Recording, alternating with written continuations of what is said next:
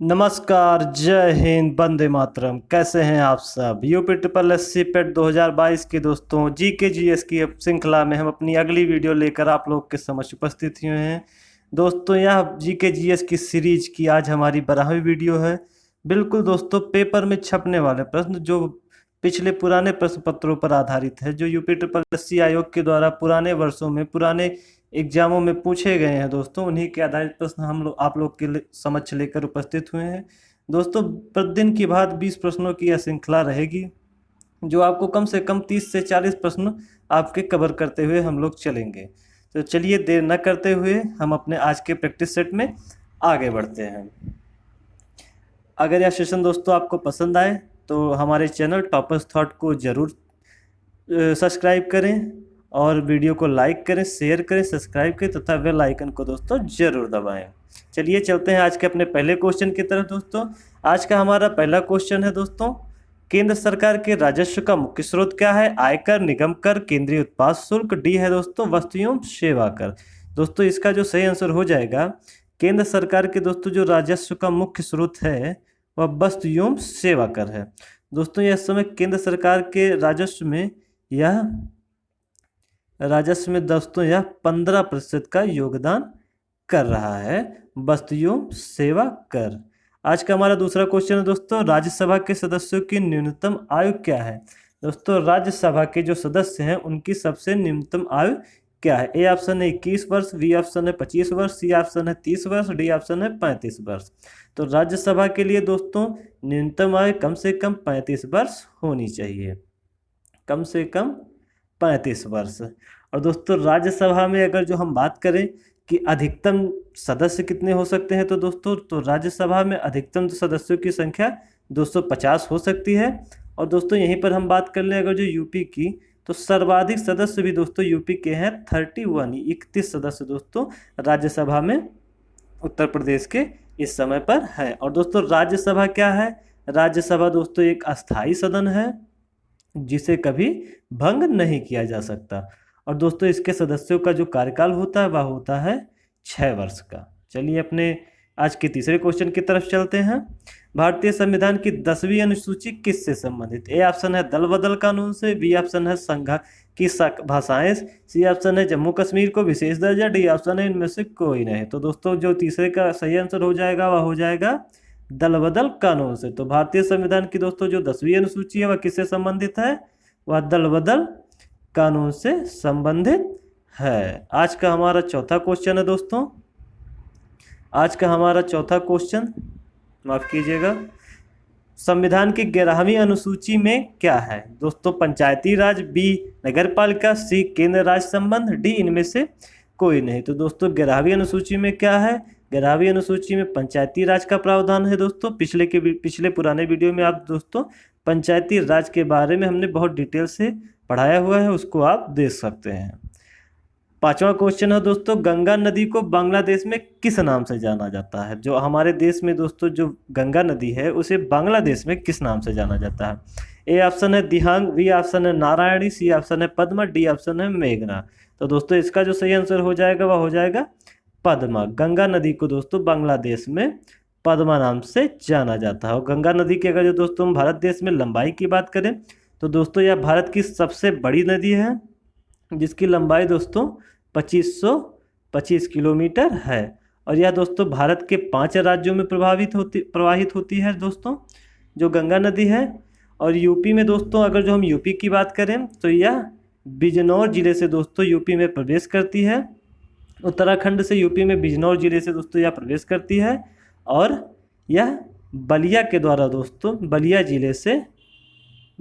जिले से दोस्तों यह बिहार में प्रवेश करती है, मतलब उत्तर प्रदेश से निकलती है बलिया जिले से। और दोस्तों, अगर जो गंगा नदी की सबसे बड़ी सहायक नदी की बात करें तो दोस्तों तो गंगा नदी की जो सबसे बड़ी सहायक नदी है दोस्तों वह है यमुना नदी। चलिए आज के अपने छठवें क्वेश्चन की तरफ चलते हैं। छठवां क्वेश्चन है दोस्तों, कुचिपुड़ी किस राज्य की नृत्य शैली है? ए ऑप्शन है केरल, बी ऑप्शन है आंध्र प्रदेश, सी ऑप्शन है तमिलनाडु, डी ऑप्शन है कर्नाटक। दोस्तों, इसका जो सही आंसर हो जाएगा आप लोग को पता ही होगा, यह आंध्र प्रदेश हो जाएगा। केरल का नृत्य और तमिलनाडु का नृत्य आप लोग हमको कमेंट बॉक्स में बताएंगे कि इन दोनों का नृत्य क्या है। आज का हमारा 7वां क्वेश्चन है दोस्तों, अंतर्राष्ट्रीय महिला दिवस कब मनाया जाता है? ए ऑप्शन है 5 मार्च को, बी ऑप्शन है 8 मार्च को, सी ऑप्शन है 10 मार्च को, डी ऑप्शन है 12 मार्च को। तो दोस्तों महिला दिवस की बात की जाए तो वह मनाया जाता है 8 मार्च को। आज का हमारा 8वां क्वेश्चन है दोस्तों, भारत में राष्ट्रीय ध्वज की लंबाई और चौड़ाई का अनुपात क्या है? अनुपात क्या है? ए ऑप्शन है 5:3, बी ऑप्शन है 3:2, सी ऑप्शन है 3:4, डी ऑप्शन है 2:3। तो दोस्तों जो हमारे राष्ट्रीय ध्वज का अनुपात है वह 3:2 है। और दोस्तों अगर जो हम बात करें कि हमारा जो राष्ट्रीय ध्वज है इसकी डिजाइन किसने किया था, तो दोस्तों वो पिंगली वेंकैया ने किया था। हमारे राष्ट्रीय ध्वज का डिजाइन पिंगली वेंकैया ने। आज का हमारा 9वां क्वेश्चन है दोस्तों, भारत के राष्ट्रीय गीत के गायन की अवधि क्या है?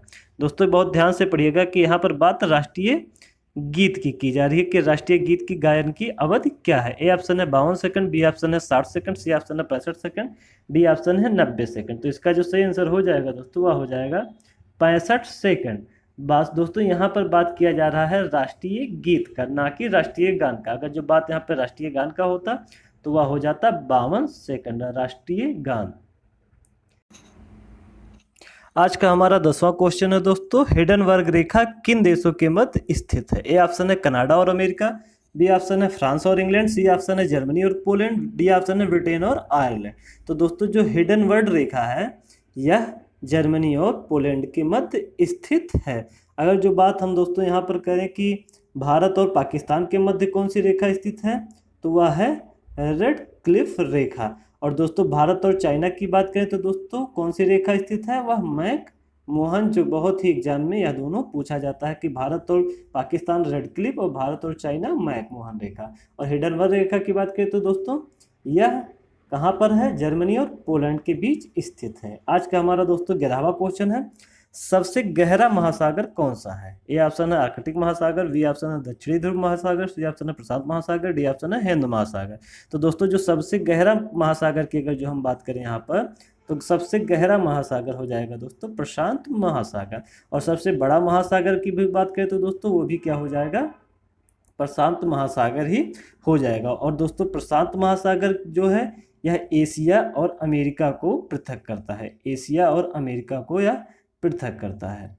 12वां क्वेश्चन है दोस्तों, सिनेमा के क्षेत्र में उत्कृष्टता के लिए कौन सा पुरस्कार दिया जाता है? सिनेमा के क्षेत्र में उत्कृष्टता के लिए कौन सा पुरस्कार दिया जाता है? ए ऑप्शन है कालिदास सम्मान, बी ऑप्शन है दादा साहब फाल्के पुरस्कार, सी ऑप्शन है सरस्वती सम्मान, डी ऑप्शन है अशोक चक्र। तो दोस्तों ये क्वेश्चन तो शायद आप लोग को पता ही होगा, ये होगा दादा साहब फाल्के पुरस्कार। लेकिन इस क्वेश्चन को हमारा यहाँ पर रखने का मकसद है कि प्रथम बार दादा साहब पुरस्कार किसे दिया गया था। तो अगर हम बात करें प्रथम बार दादा साहब पुरस्कार किसे दिया गया था, तो वह दिया गया था देविका रानी को। प्रथम बार देविका रानी को यह दिया गया था। और दोस्तों अगर जो बात करें हम दादा साहब फाल्के कौन थे, तो दादा साहब फाल्के को ही दोस्तों भारतीय सिनेमा का पिता कहा जाता है। 13वां क्वेश्चन है दोस्तों, पचे हुए भोजन में मौजूद जो विषैले पदार्थ होते हैं और विषैले पदार्थ का कौन सा अंग चूर्ण करता है? जो दोस्तों हम लोग पचे हुए भोजन होता है हमारा, उसके जो बचे खुचे विषैले पदार्थ होते हैं उसका चूर्ण कौन करता है, उसको कौन चूसता है? ए ऑप्शन है आमाशय, बी ऑप्शन है अग्नाशय, सी ऑप्शन है वृक्क, डी ऑप्शन है यकृत। तो दोस्तों इसका जो सही आंसर हो जाएगा वह हो जाएगा यकृत। पचे हुए विषैले पदार्थ का दोस्तों यकृत चूर्ण कर लेता है। और दोस्तों अगर हम यकृत की बात करें तो यह मानव शरीर में पाई जाने वाली सबसे बड़ी ग्रंथ क्या है, वह यकृत ही है। ऐसा क्वेश्चन बहुत बार एग्जाम में आया है कि मानव शरीर में पाई जाने वाली सबसे बड़ी ग्रंथ वो भी क्या है, यकृत है। और सबसे महत्वपूर्ण पाचक ग्रंथ कौन सी है दोस्तों, तो वह भी यकृत ही है। आज का हमारा 14वां क्वेश्चन है, मानव रुधिर का पीएच मान क्या है? ए ऑप्शन है 7.2, बी ऑप्शन है 7.8, सी ऑप्शन है 6.6, डी ऑप्शन है 7.4। तो दोस्तों अगर जो मानव रक्त या रुधिर या खून की बात किया जाए दोस्तों तो उसका पीएच मान होता है 7.4, 7.4। तो 14वें क्वेश्चन का दोस्तों क्या होगा सही आंसर? 14वें क्वेश्चन का हो जाएगा डी। आज का हमारा 15वां क्वेश्चन है, निम्नलिखित में से किसके अंतर्गत भारत में सर्वप्रथम सर्वोच्च न्यायालय की स्थापना की गई? किसके अंतर्गत सर्वोच्च न्यायालय जो सुप्रीम कोर्ट है दोस्तों, सुप्रीम कोर्ट की स्थापना किसके अंतर्गत की गई? ए ऑप्शन है रेगुलेटिंग एक्ट 1773, बी ऑप्शन है चार्टर अधिनियम 1853, सी ऑप्शन है भारत सरकार अधिनियम 1935, डी ऑप्शन है भारतीय संविधान 1950। तो इसका जो दोस्तों सही आंसर हो जाएगा सुप्रीम कोर्ट दोस्तों रेगुलेटिंग एक्ट 1773 के अंतर्गत किया गया था। आज का हमारा दोस्तों 16वां क्वेश्चन है। 16वां क्वेश्चन है दोस्तों, इनमें से कौन इनपुट डिवाइस नहीं है? ए ऑप्शन है माउस, बी ऑप्शन है कीबोर्ड, सी ऑप्शन है लाइट पेन, डी ऑप्शन है वीडियो। तो कौन सा इनपुट डिवाइस क्या होता है दोस्तों, जिसके द्वारा हम संदेश को कंप्यूटर को प्रेषित करते हैं, तो उसे हम क्या कहते हैं? Input device. तो ए ऑप्शन माउस के द्वारा हम संदेशों को भेजते हैं, कीबोर्ड के द्वारा ही भेजते हैं, लाइट पेन के द्वारा भी दोस्तों भेजते हैं। तो इसका जो दोस्तों क्या हो जाएगा सही आंसर, वह हो जाएगा वीडियो। और वीडियो का क्या मतलब होता है दोस्तों, जो कंप्यूटर का मॉनिटर होता है दोस्तों उसी को ही वीडियो कहा जाता है, जिसका फुल फॉर्म दोस्तों क्या होता है? Video display unit. आज का हमारा 17वां क्वेश्चन है दोस्तों, भारत का वित्तीय वर्ष कब से प्रारंभ होता है? ए ऑप्शन है 1 जनवरी, बी ऑप्शन है 1 मार्च, सी ऑप्शन है 1 अप्रैल, डी ऑप्शन है 1 दिसंबर। तो दोस्तों जो भारत का वित्तीय वर्ष हम लोग जो मानते हैं प्रारंभ होता है, वह होता है 1 अप्रैल से 31 मार्च तक वित्तीय वर्ष दोस्तों भारत का होता है। अपने आज के 18वें क्वेश्चन की तरफ चलते हैं।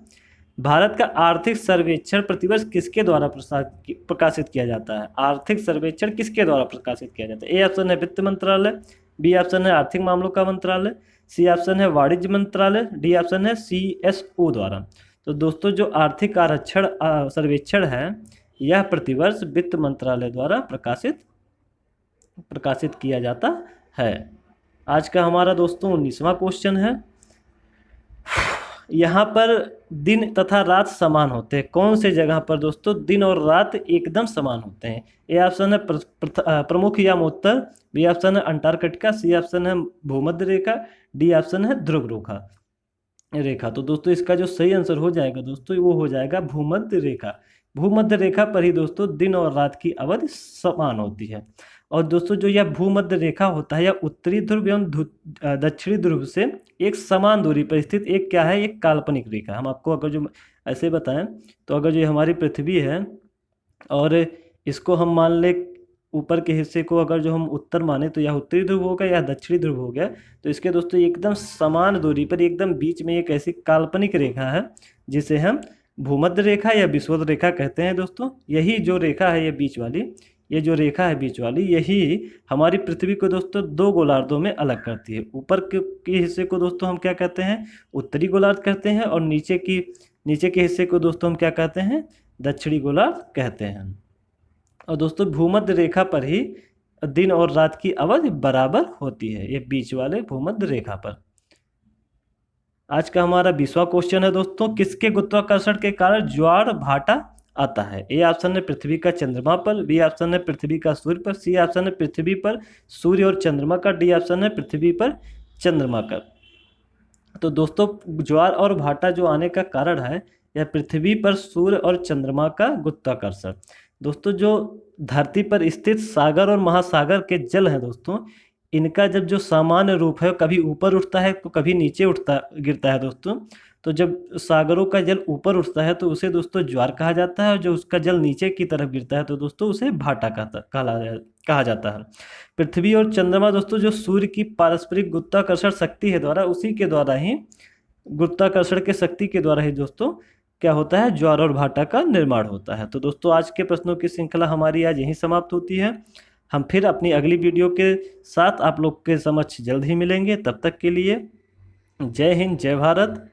और अगर जो यह सेशन आपको पसंद आया हो तो हमारे चैनल को ज़रूर सब्सक्राइब करें, और PDF के लिए दोस्तों आप टेलीग्राम चैनल ज्वाइन कर सकते हैं। जय हिंद, जय भारत, नमस्कार, खुश रहिए।